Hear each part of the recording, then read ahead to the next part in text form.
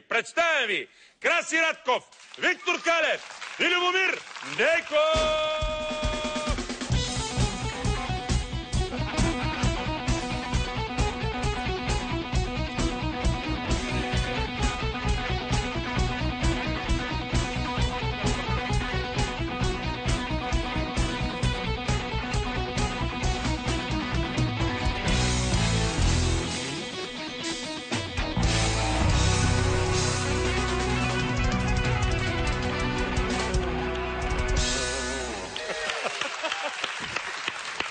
Що са фаманите педерасите? Не знам.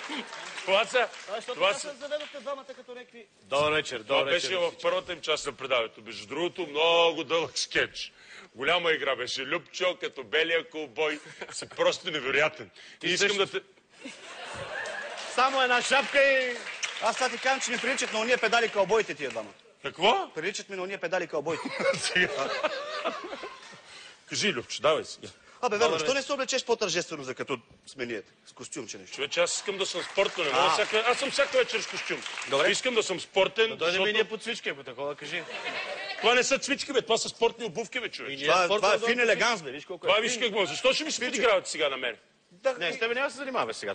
Толкова много. Не, ансамбълът ти е много хубаво. Колеги, дайте много ти е хубаво. Между другото, Фешен. Като белия колбой прилича на полковник Сандърс, този от Kentucky Fried Chicken. Абсолютно едно към едно го беше това. Ще го преглътна. дайте я преглътни почваме, го. че моя материал е последен и ще остана за вторник. Тогава ще види вече... Добре. Тогава ще стане страшно. Загрижене, загрижене. Така, давай. Исках да кажа добър вечер на нашата прекрасна публика тук, в залата. Здравейте. И на тези малки палави зрители пред телевизора. Така като ме гледате, сигурно не се сещате кой съм. Нали? Не. И откъде ме познавате? Не. Сега ще се сетите. Почвате ли да се сещате? Да се сещате, почвате ли? Точно така. Точно така. Аз съм съдията. Нали се сещате, бе? Съдията, съдията, съдията, Перас. Аз съм съдията от снощния матч. Абе, ти ли си съдята от снощния мач? Ти ли си съдята от същия мач, бе? Твоята мама да е нас!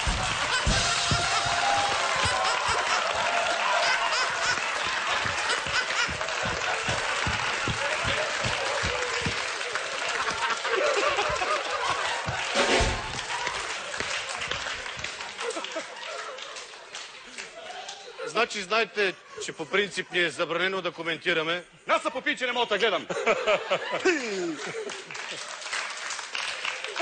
Кой там? Върши сега там. Келеш, келеш.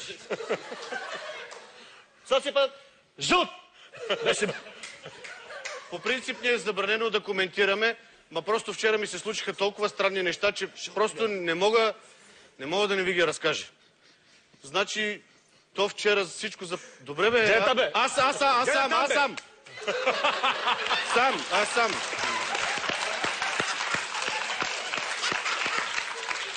Вчера, значи, всичко си започна още в 10-та минута някъде беше. Нали, свиря си аз там нещо. Не, че нещо, нали, видяха ми така, просто да участвам и аз в матча, нали. В този момент един с синя фанелка ли беше, с червена ли, нещо, не го видях много добре. Веднага идва при мен и скача и... Ко свириш, бе, Перас? Ти сляп ли си, бе, Перас? Ама така си ми вика направо в очите, директно. Нема това, нали, възпитано да като човек, извинявайте, може ли да ви попитам нещо? Не, Пераста, това.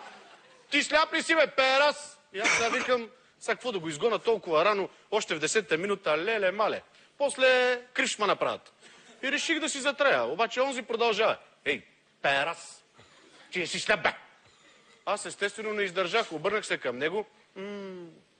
Ама как да го изгоня? И така, най-културно казвам, добре, това дето го казваш сега, все едно, че изобщо не съм го чул. А той ми се хили и вика, ти ли не си го чул, бе? Ти ли си го чул? Че ти, значи, не само си просто сляп Перас, ами си и глух Перас! В такава обстановка, дами и господа, работим с такива хора. Не, че се оплаквам. То се свиква. Значи такива неща, като цял живот в черно да ходиш, вече направо не ме впечатляват. Пък и ние вече свирим в жълти фанелки. Какво ще ми каже някой цял живот жълто, ще ходиш ли? Чувал съм, например, чувал да казват за мене и за слоница се ожениш, дете слънче ти роди, така си играе в двора, ти събори къща, ти бутне. Какво да се ожениш? За слоница да се ожениш? За слоница да ми родила слънчета, да си играли на двора, ми съборят къщата. Това клетва. Клетва? Други клетви има ли? Да. А какво ще кажете па за това? На жена ти зъби да й поникнат в... Ай да не казвам къде.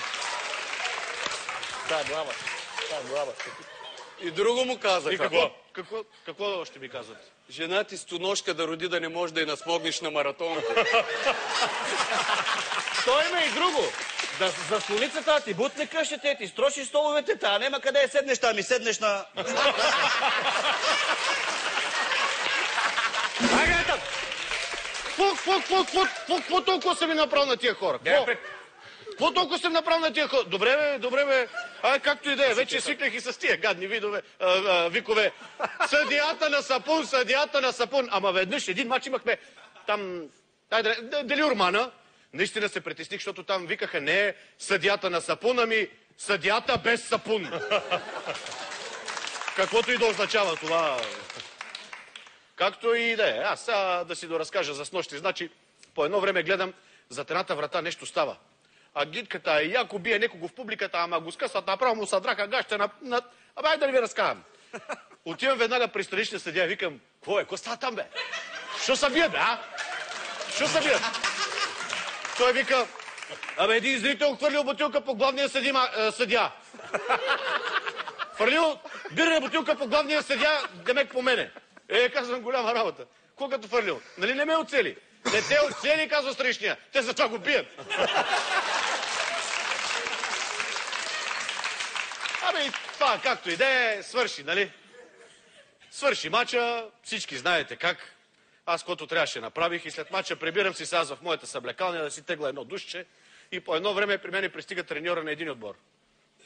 Няма да ви кажа на кой от двата. Мерси много, Ика. Мерси много. Без теб наистина нямаше да се оправи. Не, човече. Няма нищо, викам аз. Няма нищо. Обаче той продължава.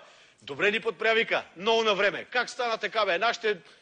Да не би да са те заплашили нещо. Не, викам. Никой не ме е заплашвал. Ясно. Значи са ти платили. Не, бе, викам, бе, никой не ми е плащал. Той ако кори такива очи, и тогава, що свириш за нас, бе? Няма да ми повярваш, казвам, ама аз просто съм ви фен.